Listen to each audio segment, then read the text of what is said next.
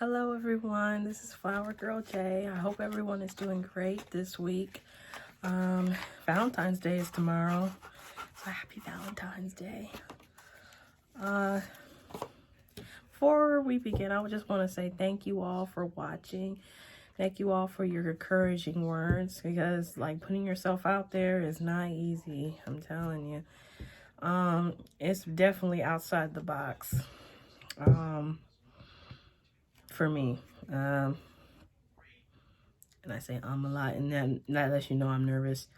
We're not outside because it's been snowing a lot where I'm at, and it's probably gonna snow next week. So, and plus it's gonna be like 9 degrees tomorrow, so that's super cold. And I think it's gonna be in the negatives next week.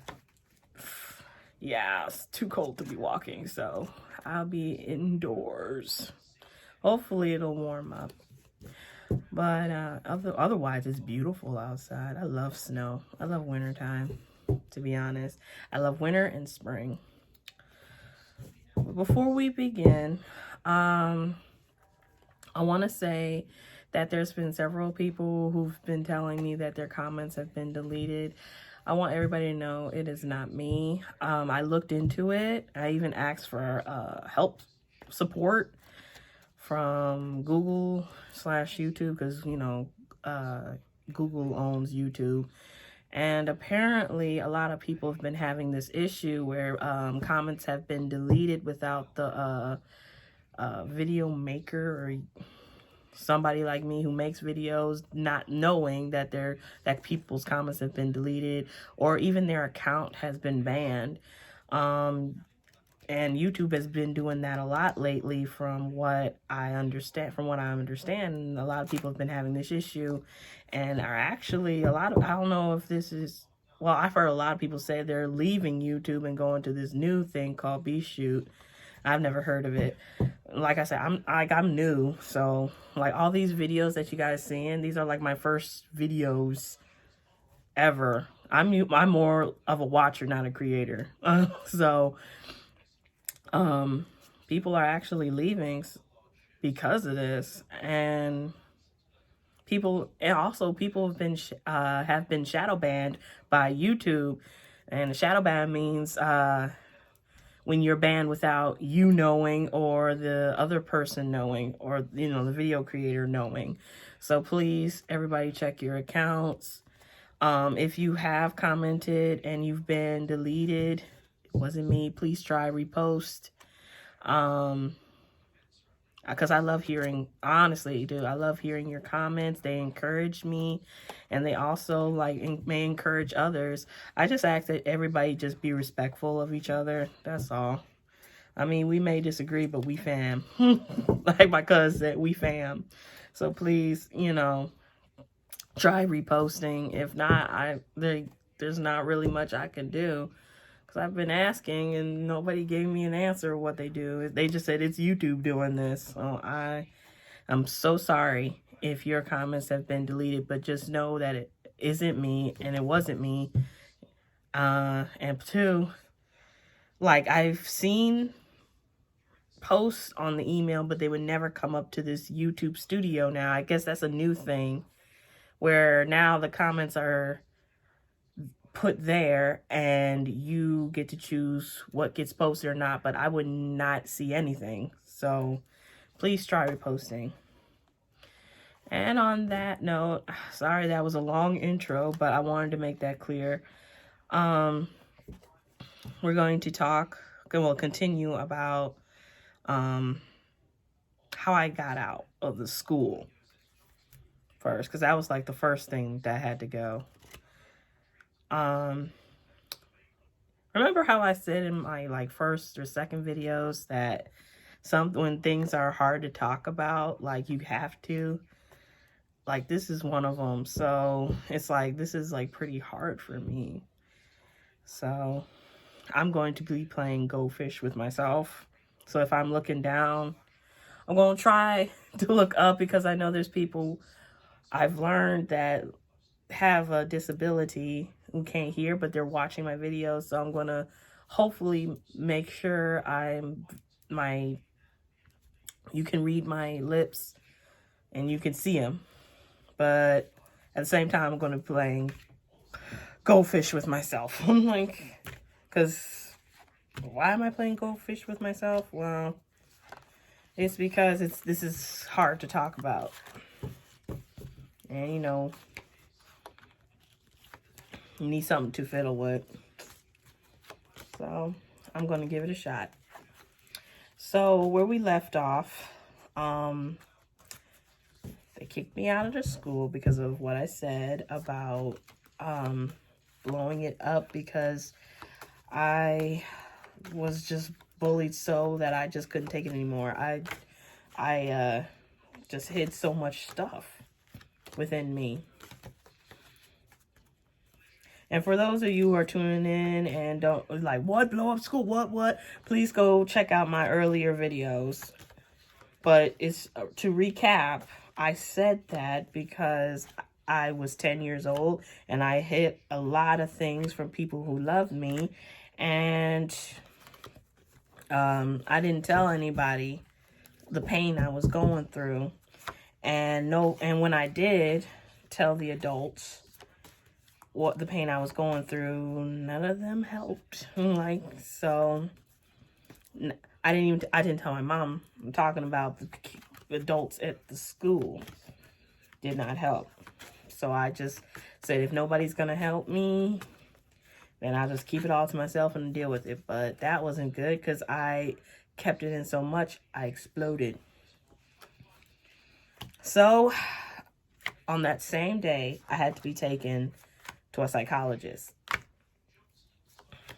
which was a big no-no at the church. But you know, they never found out. But I had to go in order to go back to church. I mean, not church, excuse me. I had to go back to school because they wanted to make sure that I was safe for students. So I reluctantly went because I was so scared. I was like, see what opening my mouth got into. But before I continue with that, what was ironic was at church, I had nobody and nobody to talk to but God. And I would just pray every day while I was hurting in that school, like, Lord, help me. Help me. And like, you know, please help me. And it was funny because one of the sisters in the church was saying, like, I just love how you pray and worship God. And I just loved hearing you every Sunday. But ironically, it wasn't worship. It was cries for help. Like, Lord, help me. Help me. I'm like, please, I want to get out of there. Help me. Like, just help me, oh Lord. So while I was sitting there waiting to see the psychologist, like, I was just so scared. I was like, this is what happens when you ask for help. And like, I'll never ask for help again. Never again. Because I just felt so scared. I didn't know what was going to happen to me. So I got to see the psychologist assistant. But, you know, she was still a psychologist. I don't know what you call that. I didn't see the main one. I saw, I guess, the assistant. But she was also a psychologist. So she asked me questions, and like, I really wanted to prove to her that I wasn't crazy, and I didn't want to go into a crazy box. So I talked with her, and she's like, okay, I need to talk to the head psychologist, the child psychologist. And I sat there with my dad for several minutes. It was pretty long. And when she got back, shuffling the cards. when she got back, she said the head psychologist wanted me to show you this. It was a paper, and it was written in fancy cursive, like how the doctors have. Like, it was written in fancy cursive. Get her the hell out of there. In fancy purple ink. And she said, I could not agree more. You need to get your daughter out of there. Like, it's like putting sheep among wolves. And I was like, thank God she didn't think I was crazy. And, I told her that. She's like, no, we don't think you crazy. You need to get up out of there. I'm like, that's what, oh, my cards fell. That's what, you're not crazy. You need to get up out of there. I suggest you seek further counseling from the hurt. And I was just happy that I get to go back to school. And, like, I thought everything was going to go back to normal and all that. And I had a talk with my parents when I got home, and they were saying, why didn't you tell us all this was happening to you? Well, my mom mostly, but I think I hurt my mom. See, when you go through that, when you go through suicide, you don't really think, like, who cares about you? But check it. After my big talk with my parents, I went to bed. Like they said, they both agreed to have me seek counseling, which is mostly my mom's thing, and what my mom suggested. But the next day, my mom asked, do you want to go back to school? And I said, no. Like, do you want to go to school? I said, no, because they're having a field trip to the bowling alley, but I don't want to go. So I got to stay home. But, and both my parents went to work. And I went into my room, back to my room, which was downstairs. And I saw my dad's blood pressure pills, and I wanted to just end my life. Even, like, after talking with my parents and finding out that they would care. Like, my mom would care, my dad cared, but I still wanted to end it. And I took his pills. I didn't take them, but, I took from off of the cabinet that was in my room. And you probably wondering, why was it in your room? Why did you put it in your room? Because we switched rooms. Like, it was originally my dad's room, but I took it over. But he forgot to take his medicine. So I took it, and I was getting ready to put the pills in my mouth. And I heard the enemy's voice saying, like, do it. Nobody cares about you. You're right. Nobody wants you. And nobody gives a crap, like, about you. But that's not what he said.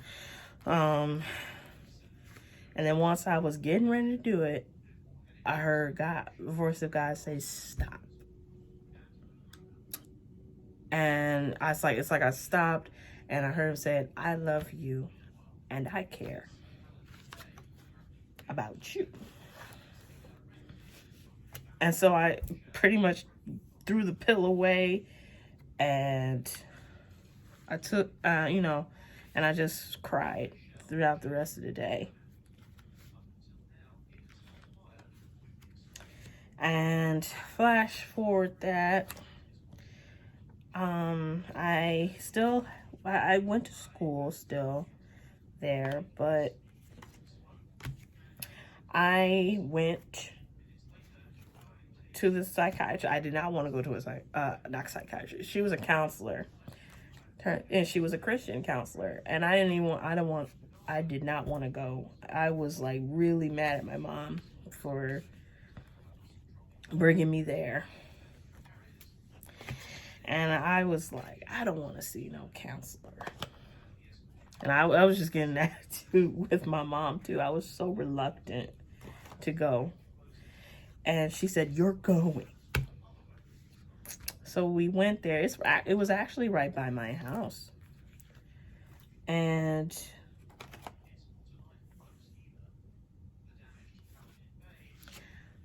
I'll never forget it, y'all. The first day, we were trying to look for her office, because her office was in, you know, those office buildings that have like different offices within them. We were trying to look for look for her. It was olive of joy or oil of joy. Either way, like that's what it was called. Oil or olive of joy. But I was like, well, we can't find her, so let's go. And my mom was like, no, we're looking. And we just couldn't find her office anywhere. And there was this guy who said, oh, Oliver Joy, oh, that's on the 3rd floor. Or is it second floor? Second floor? Second floor. We'll say second. Second floor.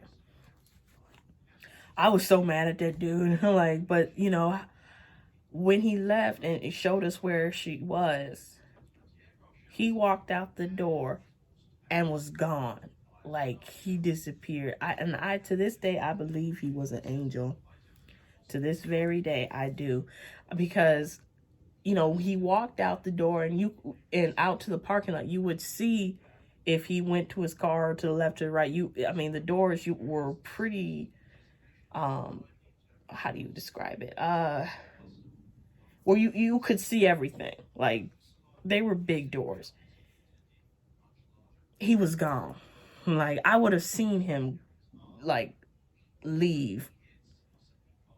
But he was gone. I'm telling you, gone. Gone. And like I said, to this day, I believe he was an angel. But anyway, and that's was the beginning of like my healing from the hurt from that, from the public school. And I thank God I went to that lady. She pretty much showed me all of the wrong I thought about myself and the damage that was done, that for me not telling anybody what was going on with me. And because I went, me, her, and the lady,